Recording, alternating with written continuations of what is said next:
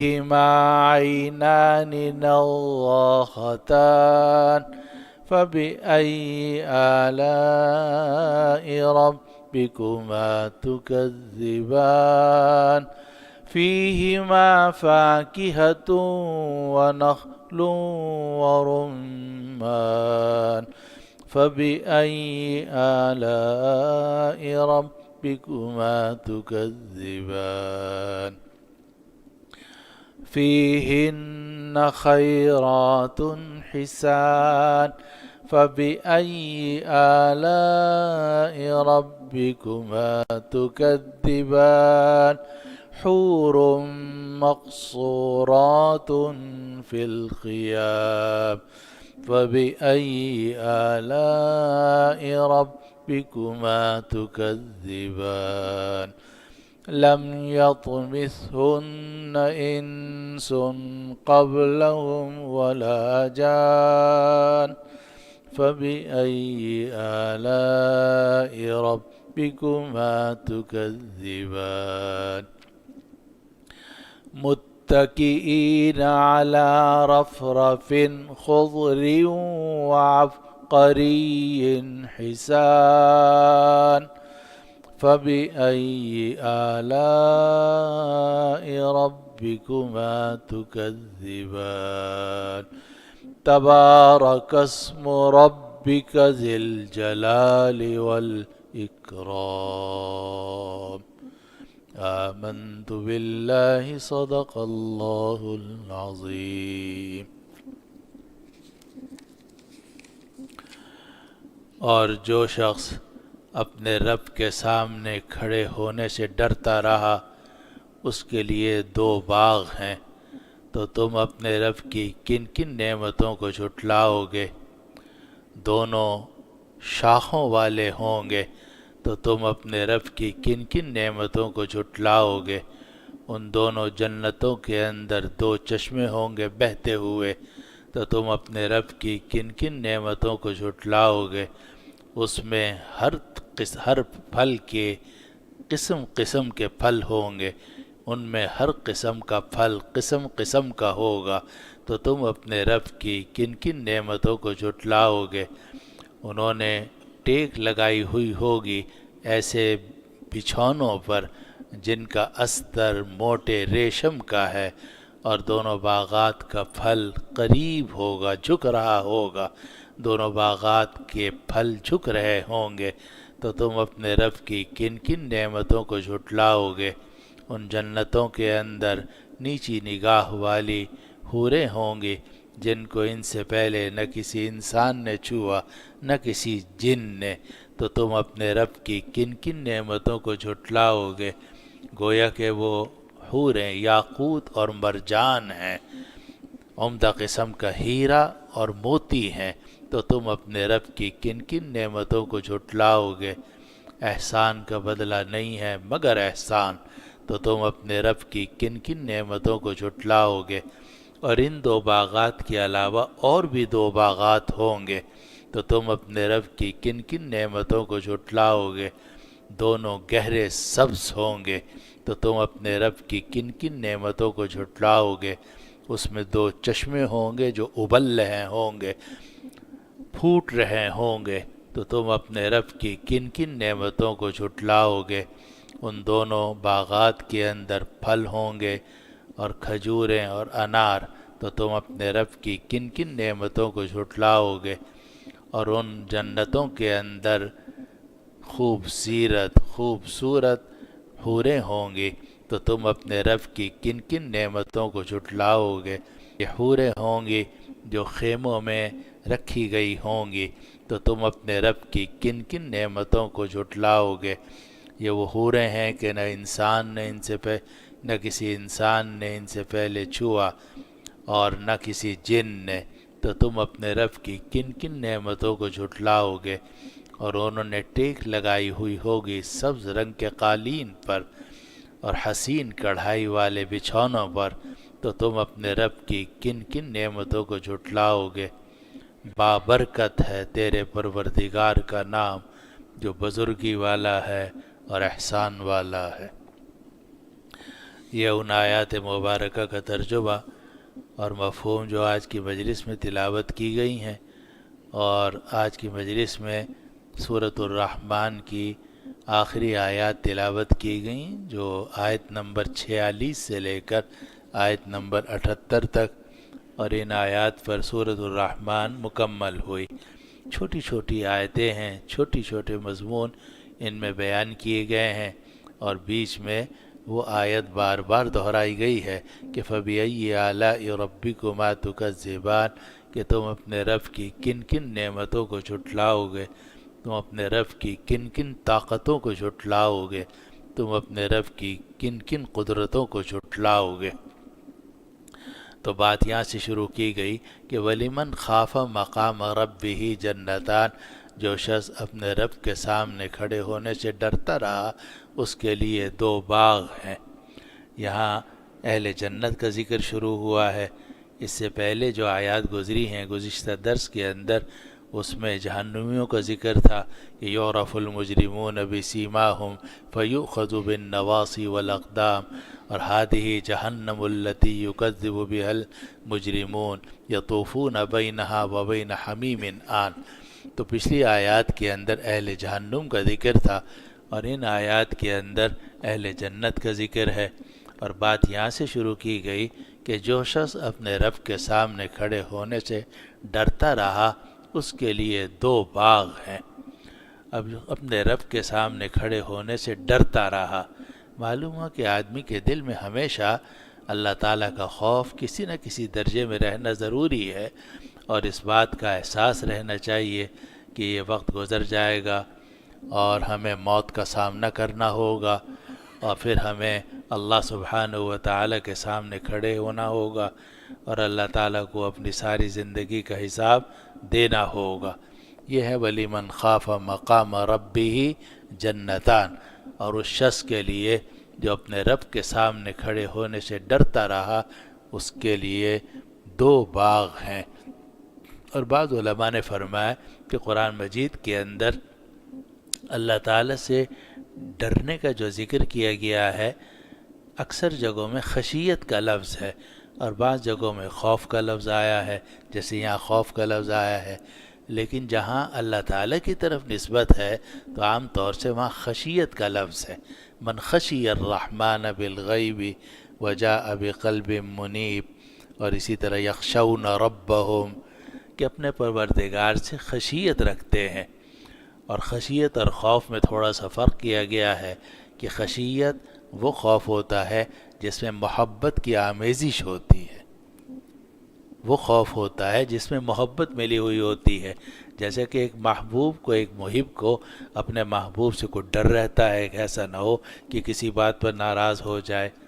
ایک محسن ہے جو آپ پر احسان کرتا رہتا ہے، اور آپ کو تھوڑا سا ڈر رہتا ہے کہ اگر ایسا نہ ہو، اتنا مجھ پر یہ احسان کرتا ہے کہ میں کوئی ایسی الٹی سیدھی بات کروں کہ جس کی وجہ سے اس کا احسان ختم ہو جائے۔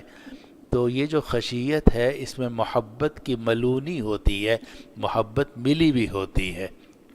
اسی لیے اللہ سبحانہ و تعالی نے اکثر جگہوں میں جب خوف کی نسبت کی ہے اپنی ذات کی طرف تو خشیت کا لفظ استعمال کیا، انما یخشی اللہ من عبادہ العلماء، اور دوسری آیات جگہ جگہ قرآن مجید میں ہے کہ اللہ سے ڈرتے ہیں۔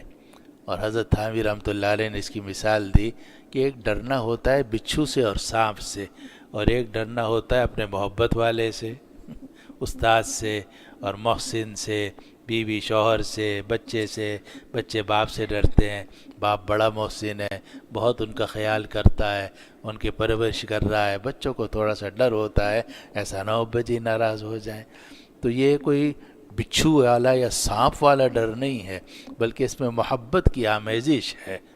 لیکن جہاں جہنم کا ذکر آیا ہے یا جہاں اللہ تعالیٰ کے سامنے کھڑے ہونے کا ذکر آیا ہے، وہاں خوف کا لفظ استعمال کیا گیا۔ تو یہاں خوف کا لفظ ہے کہ وَلِمَنْ خَافَ مَقَامَ رَبِّهِ جَنَّتَانِ، اور اس شخص کے لیے جو اپنے رب کے سامنے کھڑے ہونے سے ڈرتا رہا، اس کے لیے دو باغ ہیں۔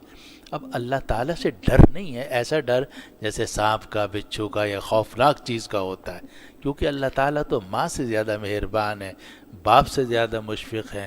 ماں باپ کے دل میں ہماری محبت پیدا کرنے والے اللہ سبحانہ و تعالیٰ ہیں۔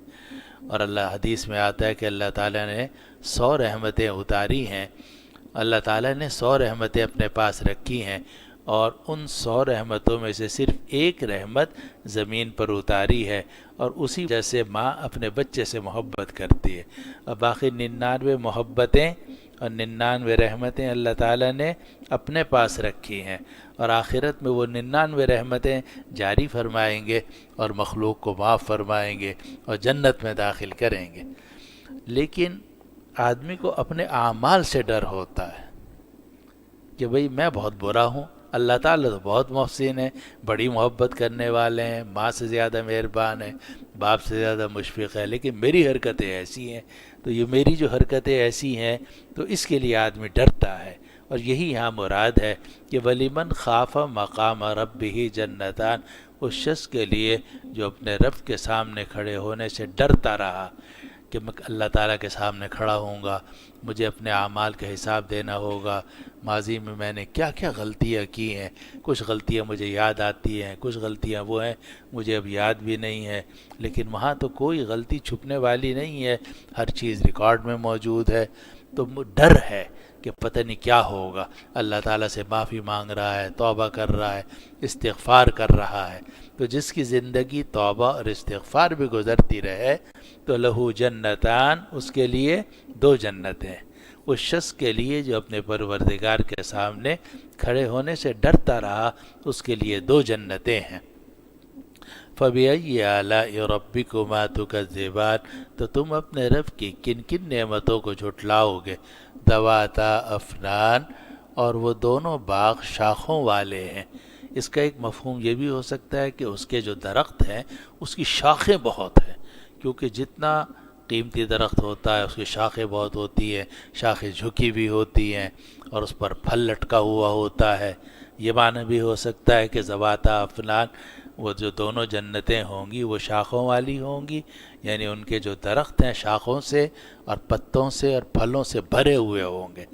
اور اس کا معنی یہ بھی ہو سکتا ہے کہ ذواتاء افنان، کہ وہ دونوں جنتیں شاخوں والی ہوں گی، یعنی ایسا نہیں کہ بس باغ یہیں ختم ہو گیا، ایک شاخ باغ کی ایک شاخ ادھر جا رہی ہے، ایک ادھر جا رہی ہے، ایک ادھر جا رہی ہے، ایک ادھر جا رہی ہے، کبھی آپ ادھر جا رہے ہیں باغ میں، کبھی ادھر جا رہے ہیں، تو ذواتاء افنان، تو یہ جو دونوں جنتیں ہیں یہ شاخوں والی ہوں گی۔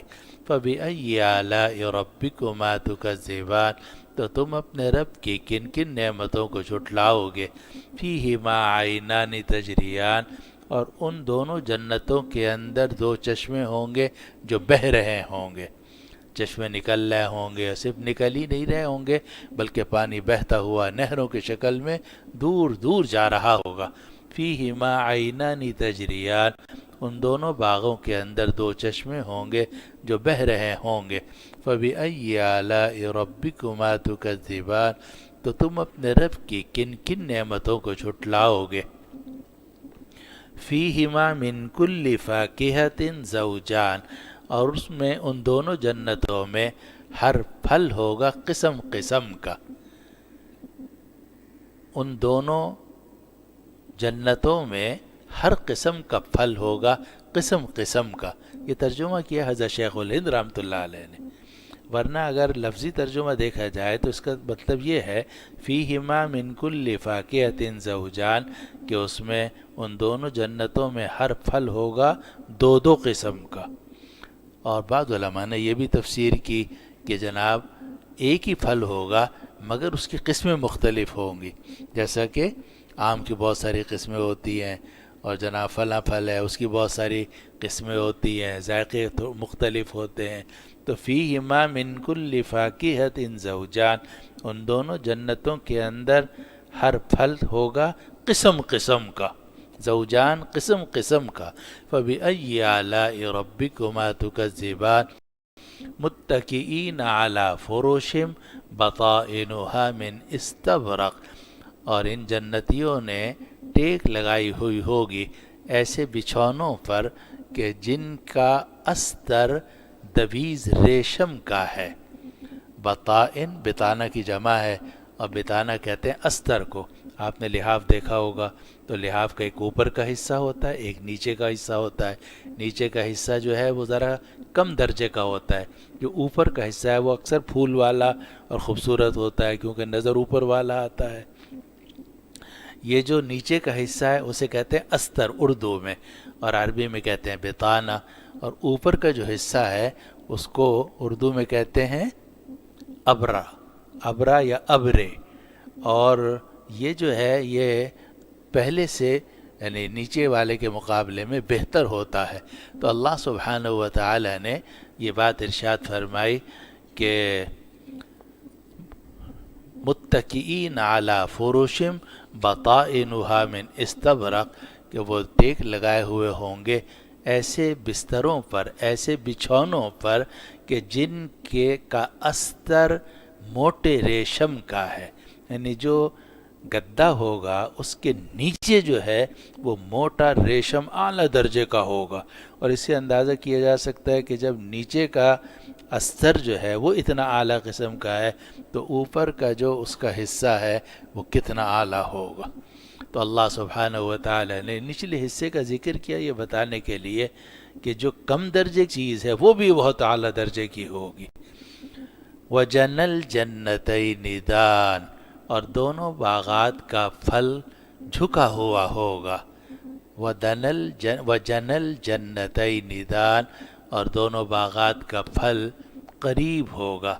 جنا کہتے ہیں اس پھل کو جس کو آپ توڑنا چاہیں. اور اجتنا یجتنی عربی زبان میں معنی آتے ہیں پھل توڑنے کے، تو جنا کہتے ہیں وہ پھل جس کو توڑا جائے. تو اللہ سبحانہ و تعالی نے فرمایا کہ ان دونوں باغات کا وہ پھل جس کو آپ توڑنا چاہیں دانن، وہ بہت قریب ہوگا. یہ دنا یدنو سے ہے، اسی سے دنیا بھی ہے جو قریب ہے. تو دانن تو قریب ہوگا، دونوں باغات کا جو پھل ہے وہ قریب ہوگا. اور حدیث میں اس کی تفسیر آتی ہے کہ وہ شاخیں جھکی ہوئی ہوں گی اور آدمی کو اوپر چڑھنے کی ضرورت نہیں ہوگی اور شاخ خود نیچے آ جائے گی اور آپ جو پھل توڑنا چاہیں گے اس میں سے توڑ سکیں گے. اس کو اللہ سبحانہ و تعالی نے فرمایا وَجَنَى الْجَنَّتَيْنِ دَانٍ، اور دونوں باغات کا جو پھل ہے وہ قریب ہوگا، جھکا ہوا ہوگا. فَبِأَيِّ آلَاءِ رَبِّكُمَا تُكَذِّبَانِ، تو تم اپنے رب کی کن کن نعمتوں کو جھٹلاؤ گے. فِيهِنَّ قَاصِرَاتُ الطَّرْفِ لَمْ يَطْمِثْهُنَّ إِنسٌ قَبْلَهُمْ وَلَا جَانٌ، اور اس کے اندر نیچی نگاہ والی خواتین ہوں گی. جو دنیا کی بھی عورتیں وہ بھی حوروں میں تبدیل ہو جائیں گی اور وہاں بھی اللہ تعالیٰ حوریں پیدا فرمائیں گے. تو بلکہ یہ بھی بعض روایتوں میں آتا ہے کہ دنیا کی جو نیک عورتیں ہیں وہ جنت کی حوروں سے 70 گنا افضل ہوں گی، اس لیے کہ جنت کی حوروں نے تو نیک اعمال نہیں کیے تھے اور دنیا کی جو نیک عورتیں ہیں انہوں نے تو نیک اعمال کیے تھے، تو وہ حوروں سے 70 گنا افضل ہوں گی. تو یہ جو حوریں ہیں ان کی نگاہیں نیچی ہوں گی جیسے باحیا اور با وفا خواتین ہوتی ہیں. فیہن قاصرات الطرف، ان باغات کے اندر نیچی نگاہ والی خواتین ہوں گی، حوریں ہوں گی. لم یطمثہن انس قبلہم ولا جان، کہ ان کو ان سے پہلے نہ کسی انسان نے چھوا ہوگا نہ کسی جن نے چھوا ہوگا. اور یہ بھی معلوم ہے کہ انسان کو جو حوریں ملیں گی وہ انسانی شکل میں ہوں گی اور جنوں کو جو حوریں ملیں گی وہ ان کے جنات کی شکل میں ہوں گی. اس لیے اللہ سبحانہ و تعالی نے دونوں کا ذکر کیا کہ جو حوریں ہوں گی انسانوں کے لیے وہ بھی ایسی ہوں گی اور جنوں کو جو حوریں ملیں گی وہ بھی ایسی ہوں گی کہ لم یطمثہن انس قبلہم ولا جان، کہ اس جنت میں ان سے پہلے نہ کسی انسان نے ان کو چھوا ہوگا نہ کسی جن نے. فَبِأَيِّ آلَاءِ رَبِّكُمَا تُكَذِّبَانِ، تو تم ایک حدیث کہ ایک خاتون آئیں، اللہ دعا کر دیجئے کہ میں جنت میں چلی جاؤں. آپ نے کوئی بڑھیا جنت میں نہیں جائے گی. وہ رونے لگیں یا افسردہ ہو گئیں. آپ نے فرمایا کہ جب وہ جائے گی تو بوڑھی نہیں ہوگی, وہ تو کنواری لڑکی کی طرح ہوگی, جوان لڑکی کی طرح ہوگی.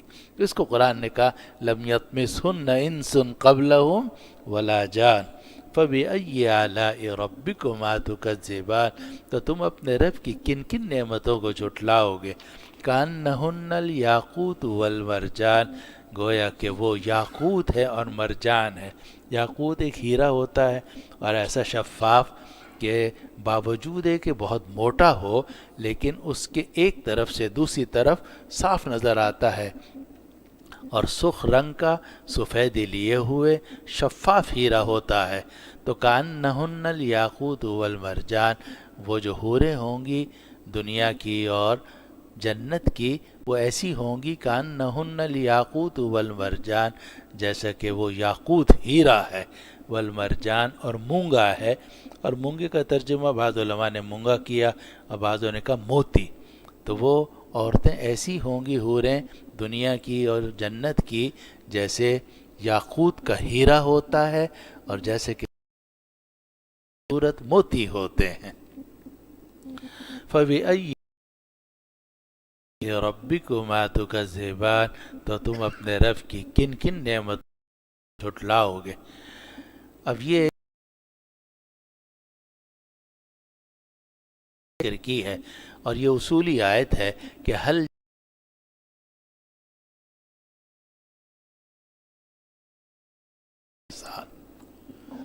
عجیب آیت, حل جزاء الاحسان الا الاحسان, احسان کا بدلہ نہیں ہے مگر احسان. جو آدمی اس دنیا میں اچھا کرے گا اس کو ضرور اچھائی ملے گی. یہ نہیں ہو سکتا کہ اس کی اچھائی کوئی ضائع ہو جائے. چھوٹی سی نیکی بھی انسان اگر کرے, یہ ناممکن ہے کہ وہ نیکی ضائع ہو جائے. جو کسی کے ساتھ اچھا سلوک کرے گا, اچھی عبادت کرے گا, اچھی طرح سے اللہ کا حق ادا کرے گا, اچھی طریقے سے بندوں کا حق ادا کرے گا, کسی کے ساتھ جو احسان کرے گا اللہ تعالیٰ کی رضا کے لیے وہ ہرگز ضائع ہونے والا نہیں. اس کو قرآن نے فرمایا حل جزاء الاحسان الا الاحسان, نہیں ہے بدلہ احسان کا مگر احسان. جو کسی کی جو احسان کرتا ہے, احسان کا مطلب ہے ہر کام کو حسین طریقے سے کرنا. احسان کے بہت سارے ترجمے کیے گئے. کوئی احسان کا ترجمہ اخلاص کے ساتھ کرتا ہے جیسا کہ حدیث جبریل کے اندر, لیکن حقیقت میں احسان کا جو لفظی ترجمہ ہے وہ ہے کام کو حسین طریقے سے کرنا. کام بھی اچھا, نیت بھی اچھی. تو کام بھی اچھا ہو گیا, اچھی نیت سے کیا, احسان ہو گیا. اور اللہ تعالیٰ ایسے کام کو ہرگز ضائع نہیں ہونے دیتے, اور اس احسان کا بدلہ احسان ہوگا. تم نے اچھا کام کیا, اچھی نیت سے کیا, اللہ تعالیٰ تمہارے اچھے کام اور اچھی نیت کو ضائع نہیں ہونے دیں گے. حل جزاء الاحسان الا الاحسان, نہیں ہے احسان کا بدلہ مگر احسان. فَبِأَيِّ آلَاءِ رَبِّكُمَا تُكَذِّبَانِ, تو تم اپنے رب کی کن کن نعمتوں کو جھٹلاؤ گے. آگے قرآن کہتا ہے وَمِن دُونِهِمَا جَنَّتَانِ, اور ان کے علاوہ بھی اور دو جنتیں ہیں. ان دونوں کے علاوہ بھی اور دو جنتیں ہیں, یعنی جن دو جنتوں کا ہم نے ابھی ذکر کیا اس کے علاوہ بھی دو جنتیں ہیں. اب بعض علماء نے تو اس کا مفہوم یہ لیا کہ طرح طرح کی جنتیں ہیں, اور آدمی کو ایک دنیا کے برابر بلکہ دنیا سے 10 گنا جنت دی جائے گی. اور ابھی اتنی بڑی خلا ہے, اور خلا کے اندر جناب کیا کچھ کہکشائیں ہیں اور کیا کچھ, تو ایک ایک جنتی کو دنیا سے 10 گنا جنت دی جائے گی. اور اسی وجہ سے انسان کا دل کبھی نہیں گھبرائے. آپ کا تو کراچی میں دل گھبراتا, آپ کو ہم سب موت سے ڈرتے ہیں, کہتے ہیں جیسا بھی گھر ہے بس یہیں زندہ رہے ہیں. لیکن اگر پوری دنیا ہماری ہو اور جناب کبھی یہاں جا رہے ہیں, کبھی وہاں جا رہے ہیں, کبھی وہاں ٹھہر رہے ہیں, کبھی وہاں جا رہے ہیں, تو انسان کے دل کیسے گھبرائے گا؟ اسی لیے جنت میں دل گھبرانے کا کوئی سوال نہیں ہے. تو بعض علماء نے یہ فرمایا کہ جو پہلے دو جنتیں ذکر کی گئیں وہ, اور یہ جو دوسری آگے دو جنتیں ذکر کی جا رہی ہیں وہ ایک ہی حضرت, یعنی سب جنتیوں کو اس طرح کی نعمتیں ملیں گی، لیکن بعض علماء نے فرق مقربین کے لیے ہیں. اسی لیے سورۃ الواقعہ کے اندر اللہ سبحانہ و تعالی نے سلۃ من الاولین و سلۃ وقلیل من الاخرین مقربین کے لیے فرمایا، اور اصحاب الیمین کے لیے فرمایا سلۃ من الاولین و سلۃ من الاخرین. تو بعض علماء نے فرمایا کہ جو پہلی دو جنتیں جن کا ذکر کیا گیا وہ افضل ہیں بعد کی دو جنتوں سے. لیکن بہرحال ہمیں اس بحث میں پڑھنے کی ضرورت نہیں، اصل تو بات یہ کہ کسی طرح جنت میں پہنچ جائے. اللہ تعالیٰ سہولت کے ساتھ، راحت کے ساتھ، عافیت کے ساتھ، مغفرت کے ساتھ اللہ تعالیٰ جنت میں پہنچا دے. اب وہاں کی جو نعمتوں کا ذکر ہے وہ تو یہاں سمجھ میں آنے والا بھی، پوری طرح سمجھ میں آنے والا بھی نہیں ہے، وہ تو وہیں جا کر اندازہ ہوگا. اور جو بھی جنت ہوگی وہ ایسی عظیم الشان اور ایسی دل فریب اور ایسی راحت والی ہوگی کہ دنیا میں اس کا تصور بھی ممکن نہیں ہے. تو بہرحال یہاں آگے پھر مزید دو جنتوں کا ذکر کیا گیا، اور یہ فرمایا وَمِن دُونِهِمَا جَنَّتَانِ، اور ان دو جنتوں کے علاوہ بھی دو جنتیں ہیں. فَبِأَيِّ آلَاءِ رَبِّكُمَا تُكَذِّبَانِ، تو تم اپنے رب کی کن کن نعمتوں کو جھٹلاؤ گے. مُدْحَامَّتَانِ، وہ دونوں جنتیں گہری سبز ہیں. مدھامہ کہتے ہیں اس گہری سبزی کو جو اپنے رب کی کن کن نعمتوں کو جھٹلاتے ہوئے، یعنی پھوٹتے ہوئے. چشمے سے پانی ابل رہا ہوگا، پھوٹ رہا ہوگا، دو چشمے ہوں گے پھوٹتے ہوئے. فَبِأَيِّ آلَاءِ رَبِّكُمَا تُكَذِّبَانِ، تو تم اپنے رب کی کن کن نعمتوں کو جھٹلاؤ گے. فِيهِمَا فَاكِهَةٌ وَنَخْلٌ وَرُمَّانٌ، اور اس میں پھل ہوں گے اور کھجوریں ہوں گی اور انار ہوں گے. فَبِأَيِّ آلَاءِ رَبِّكُمَا تُكَذِّبَانِ، تو تم دونوں اپنے رب کی کن کن نعمتوں کو جھٹلاؤ گے. فِيهِنَّ خَيْرَاتٌ حِسَانٌ، اور ان جنتوں کے اندر خیر والی حسین عورتیں ہوں گی. خیرات، خیر والی، حسان، حسین عورتیں ہوں گی. اور کسی نے اس کا بہترین ترجمہ کیا کہ خوبصیرت ہوں گی، خوبصورت ہوں گی. خیرات خوبصورت ہوں گی، حسان خوبصورت ہوں گی. تو اس جنتوں کے، ان جنتوں کے اندر خوبصورت اور خوبصورت حوریں ہوں گی، وہی دنیا کی بھی اور جنت کی بھی. فَبِأَيِّ آلَاءِ رَبِّكُمَا تُكَذِّبَانِ، تو تم اپنے رب کی کن کن نعمتوں کو جھٹلاؤ گے. حور مقصورات فی الخیام، اور حوریں ہوں گی جو خیموں میں محفوظ ہوں گی. کوئی ان کو ستا نہیں سکے گا، کوئی ان کو تکلیف نہیں پہنچا سکے گا، اور وہ محفوظ ہوں گی خیموں کے اندر. اور خیموں سے اشارہ کر دیا کہ جس طرح تفریح کے لیے آپ باہر جاتے ہیں اور خیمہ باہر لگا لیتے ہیں، یہ محل سے دل گھبرا گیا، اب جناب تفریح کے لیے باہر چلے گئے، وہاں جا کر دریا کے کنارے خیمہ لگا لیا. اور حدیث میں آتا ہے کہ وہاں کا جو خیمہ ہوگا وہ موتی کا ہوگا، اور اس کی اتنی چوڑائی ہوگی اور اتنی اس کی لمبائی ہوگی. تو حور مقصورات فی الخیام، حوریں ہوں گی جو خیموں میں محفوظ ہوں گی. فَبِأَيِّ آلَاءِ رَبِّكُمَا تُكَذِّبَانِ، تو تم اب دونوں اپنے رب کی کن کن نعمتوں کو جھٹلاؤ گے. لَمْ يَطْمِثْهُنَّ إِنسٌ قَبْلَهُمْ وَلَا جَانٌ، اور ان حوروں کو نہ کسی انسان نے اس سے پہلے چھوا، نہ کسی جن نے. جب جنت میں وہ دنیا کی عورتیں، نیک عورتیں حوریں بنا دی جائیں گی، اور وہاں کی عورتیں ہوں گی جو حوریں جن کو اللہ تعالیٰ پیدا فرمائیں گے، وہ اس طرح محفوظ ہوں گی کہ کسی نے ان کو ہاتھ نہیں لگایا ہوگا جب تک کہ وہ جنتیوں کے پاس نہ پہنچ جائیں یا اپنی مرضی سے جنتی کو اختیار نہ کر لیں. جو وہاں کی حوریں ہیں وہ تو ظاہر ہے کہ اللہ تعالیٰ کے اختیار میں ہوں گی اور جنتی کے، لیکن دنیا کی جو حوریں ہیں کہا جاتا ہے ان کو بھی اختیار دیا جائے گا۔ فرض کیجئے کہ ایک عورت ہے، 2 شوہروں کے پاس رہی ہے، تو اس کو اختیار ہوگا۔ اگر دونوں جنتی تھے تو وہ جس شوہر کو چاہے گی اس کو اختیار کر سکتی ہے۔ تو کسی بھی انسان نے یا کسی بھی جن نے ان خواتین کو اس سے پہلے چھوا تک نہیں ہوگا۔ فَبِأَيِّ آلَاءِ رَبِّكُمَا تُكَذِّبَانِ، تو تم دونوں اپنے رب کی کن کن نعمتوں کو جھٹلاؤ گے۔ متکئین علی رفرف خضر وعبقری حسان، اور انہوں نے ٹیک لگائی ہوئی ہوگی سبز رنگ کے قالینوں پر اور حسین نقش و نگار والے گدوں پر۔ رفرف کہتے ہیں قالین کو، خضر اخضر کی جمع ہے جس کے معنی سبز کے، عبقری کہتے ہیں اس خوبصورت کڑھائی والی چادر کو کہ جس کی کڑھائی جو ہے غیر معمولی ہو، اور حسان کا مطلب حسین۔ تو یہ لوگ ٹیک لگائے ہوئے ہوں گے ایسے گدوں پر جو سبز رنگ کے ہوں گے اور حسین کڑھائی والے ہوں گے۔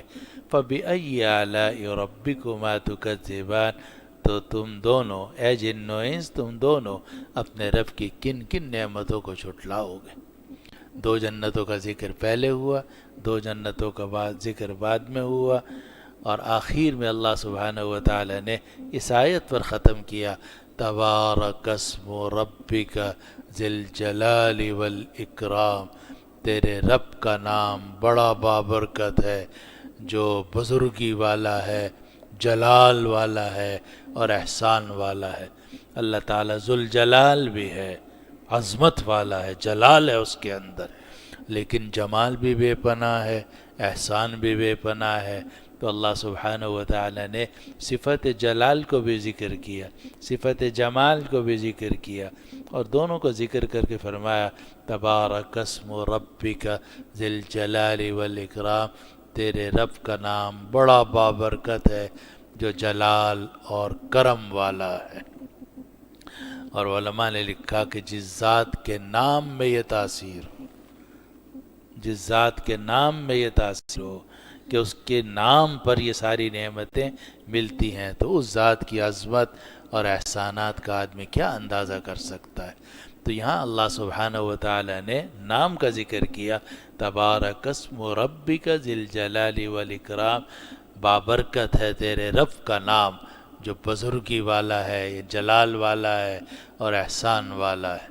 اور اس سے معلوم ہو کہ اللہ تعالیٰ کے جو اسماء حسنی ہیں تو ان کو بھی پڑھتے رہنے سے اللہ تعالیٰ کا خاص قرب نصیب ہوتا ہے۔ ایک روایت میں آتا ہے کہ اگر کوئی پریشانی ہو تو الِّذُّ بِیَا ذَا الْجَلَالِ وَالْإِکْرَامِ، کہ تم لوگ ذا الجلال والاکرام کی پناہ حاصل کیا کرو۔ یعنی اگر کوئی پریشانی ہے، مصیبت ہے، تکلیف ہے، کام نہیں ہو رہا، بیماری نہیں جا رہی، تو حدیث میں فرمایا گیا یا ذا الجلال والاکرام، یا ذا الجلال والاکرام، یا ذا الجلال والاکرام، اے جلال والے، اے کرم والے، کرم کر دے ہم پر۔ تو یا ذا الجلال والاکرام یہ ایسا جملہ ہے اور ایسا اسم مبارک ہے کہ اس کے ذریعے سے اگر اللہ تعالیٰ کو پکارا جائے تو دعا قبول ہوتی ہے۔ قرآن مجید میں ہے وَلِلَّهِ الْأَسْمَاءُ الْحُسْنَى فَادْعُوهُ بِهَا، اللہ کے بڑے خوبصورت نام ہیں، تم ان ناموں کے ذریعے سے اللہ تعالیٰ سے دعا کیا کرو، یا رحمان، یا رحیم، یا ذا الجلال والاکرام، یا قادر، یا مقتدر، میرا یہ کام کر دے۔ تبارک اسم ربک ذی الجلال والاکرام، بہت بابرکت ہے تیرے رب کا نام جو جلال والا ہے اور کرم والا ہے۔ یہاں تک کا ترجمہ پھر سے سن لیجئے۔ اور اس شخص کے لیے جو اپنے رب کے سامنے کھڑے ہونے سے ڈرتا رہا، 2 باغ ہیں، تم اپنے رب کی کن کن نعمتوں کو جھٹلاؤ گے۔ وہ دونوں باغ شاخوں والے ہیں، تو تم اپنے رب کی کن کن نعمتوں کو جھٹلاؤ گے۔ ان میں 2 چشمے ہیں جو بہہ رہے ہیں، تو تم اپنے رب کی کن کن نعمتوں کو جھٹلاؤ گے۔ اس میں ہر پھل قسم قسم کا ہے، تو تم اپنے رب کی کن کن نعمتوں کو جھٹلاؤ گے۔ اور ان لوگوں نے ٹیک لگائی ہوئی ہوگی ایسے بستروں پر کہ جس کا استر موٹے ریشم کا ہوگا، اور دونوں باغات کا پھل جھکا ہوا ہوگا، تو تم اپنے رب کی کن کن نعمتوں کو جھٹلاؤ گے؟ اور اس میں نیچی نگاہ والی حوریں ہوں گی کہ جن کو نہ کسی انسان نے ان سے پہلے چھوا نہ کسی جن نے، تو تم اپنے رب کی کن کن نعمتوں کو جھٹلاؤ گے؟ گویا کہ وہ حوریں ہیرے ہیں اور موتی ہیں، تو تم اپنے رب کی کن کن نعمتوں کو جھٹلاؤ گے؟ نہیں ہے احسان کا بدلہ مگر احسان، احسان کا بدلہ صرف احسان ہے، احسان کا بدلہ صرف احسان ہے، تو تم اپنے رب کی کن کن نعمتوں کو جھٹلاؤ گے؟ اور ان دونوں باغوں کے علاوہ بھی اور دو باغ ہیں، تو تم اپنے رب کی کن کن نعمتوں کو جھٹلاؤ گے؟ وہ دونوں گہرے سبز ہیں، تو تم اپنے رب کی کن کن نعمتوں کو جھٹلاؤ گے؟ اس میں دو چشمے ہیں ابلتے ہوئے، پھوٹتے ہوئے، تو تم اپنے رب کی کن کن نعمتوں کو جھٹلاؤ گے؟ اس میں پھل ہیں، کھجور ہیں اور انار ہیں، تو تم اپنے رب کی کن کن نعمتوں کو جھٹلاؤ گے؟ اس میں خوبصورت حوریں ہیں، تو تم اپنے رب کی کن کن نعمتوں کو جھٹلاؤ گے؟ حوریں ہیں جو خیموں میں محفوظ ہیں، تو تم اپنے رب کی کن کن نعمتوں کو جھٹلاؤ گے؟ کسی انسان نے اور کسی جن نے ان سے پہلے ان کو نہیں چھوا، تو تم اپنے رب کی کن کن نعمتوں کو جھٹلاؤ گے؟ انہوں نے ٹیک لگائی ہوئی ہوگی ایسے سبز قالینوں پر اور حسین کڑھائی والے بچھونوں پر، تو تم اپنے رب کی کن کن نعمتوں کو جھٹلاؤ گے؟ بابرکت ہے تیرے رب کا نام، جو جلال والا ہے اور احسان والا ہے۔ دعا کر لیجیے۔ الحمدللہ رب العالمین والعاقبۃ للمتقین، والصلاة والسلام علی سیدنا و شفیعنا و مولانا محمد وعلی آلہ واصحابہ اجمعین۔ یا اللہ یا ارحم الراحمین، یا اللہ یا ارحم الراحمین، ہمارے تمام اگلے پچھلے گناہوں کو معاف فرما۔ یا اللہ ہمارے دلوں میں اپنے خشیت پیدا فرما۔ یا اللہ آخرت کا خوف ہمارے دل میں پیدا فرما۔ یا اللہ اپنی محبت ہمارے دلوں میں پیدا فرما، اپنی محبت اور رحمت سے ہمارے دلوں کو ڈھانپ لیجئے۔ یا اللہ یا ارحم الراحمین، اپنی محبت اور رحمت سے ہمارے دلوں کو بھر دیجئے۔ یا اللہ یا ارحم الراحمین، دنیا کی ہر چیز سے زیادہ ہمیں آپ اپنی محبت دلوں میں ہمارے پیدا فرما دیجئے۔ یا اللہ ہماری دنیا بھی اچھی فرما، آخرت بھی اچھی فرما۔ یا اللہ کئی لوگ بیمار ہیں، پریشان ہیں، یا اللہ اپنے فضل و کرم سے بیماری دور فرما دے، پریشانیاں دور فرما دے، مریضوں کو صحت عطا فرما دے۔ یا اللہ بیماروں کو شفا عطا فرما دے۔ یا اللہ بے اولادوں کو اولاد صالح عطا فرما دے، جو بے گھر ہے انہیں گھر عطا فرما دے، جو مقروض ہے انہیں قرضے سے نجات عطا فرما دے۔ یا اللہ ہم سب کی دنیا بھی اچھی فرما دے، آخرت بھی اچھی فرما دے۔ اللہم انا نسألک تمام العافیہ ونسألک دوام العافیہ ونسألک الشکر علی